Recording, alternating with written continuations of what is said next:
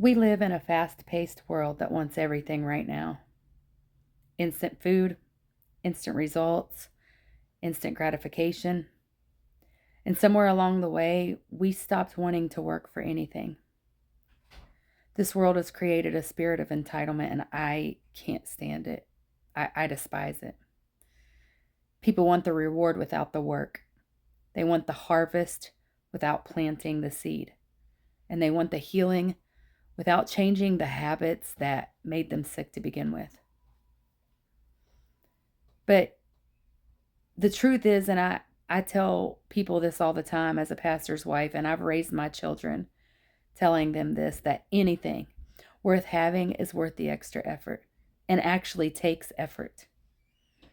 The Bible instructs us in Proverbs chapter 6 in the King James Version to go to the ant, thou sluggard.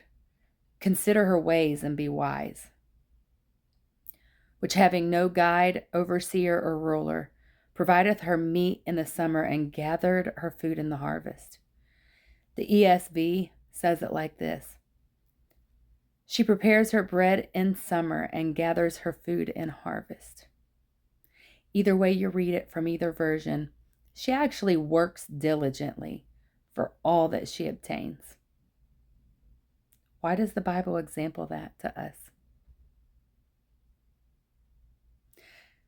We may be able to expect others to give, serve, or carry what we refuse to do for ourselves. But we can't pull the entitlement card on our health. Our body responds to what we do, not what we wish for, and definitely not what we throw a temper tantrum for. Health doesn't come from what we demand.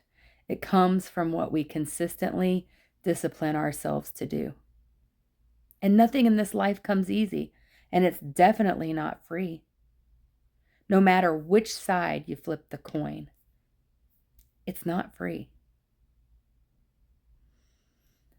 The Bible reminds us that patience is a virtue, but patience is something that this world is constantly trying to take from us. We've become a people who are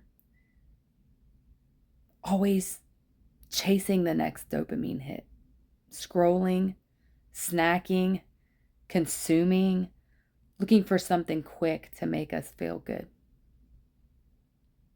And I've given it a lot of thought over the weekend and towards the end of last week. And what if the answer isn't more?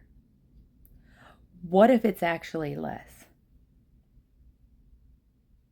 What if what we really need is a reset? That's where fasting comes in. Because y'all, fasting isn't just about weight loss. Fasting teaches discipline. It quiets the noise. It resets your body and your spirit.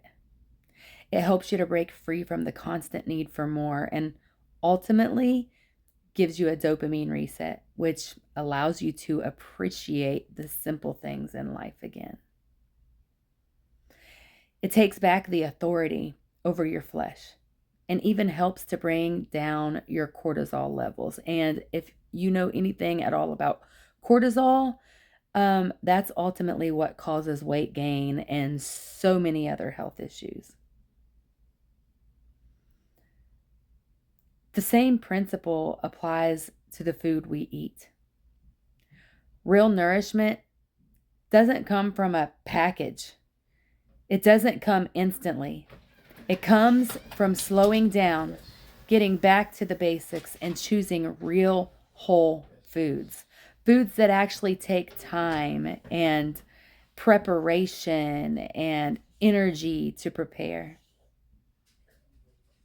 Takes effort, y'all. Fresh milled flour is a perfect example of that. You take the time to grind the grain, to prepare it the way that it was meant to be, which is full of life, nutrients, and intention. And I know I say this in all my videos, but I'm going to continue to say it. It's not fast. It's not instant, but it's real. And in a fake world, real, it is so valuable. Just like fasting resets your body, real whole foods rebuilds it. So maybe it's time we stop chasing the quick fixes and start embracing the process. Because it's in the process where we find so many valuable nuggets. There really is joy in the journey. Because patience, discipline, and real nourishment is where true health begins.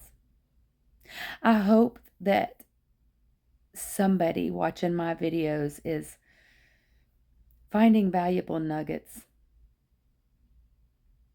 that you can apply to your life, that you're applying to your life, and that's making things better for you, that's helping you on your health journey or whatever journey it is.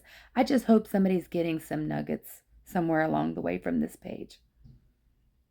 I appreciate each and every one of you for following, and I pray good health on every one of you, and I pray the Lord bless you in the name of Jesus. Have a great day.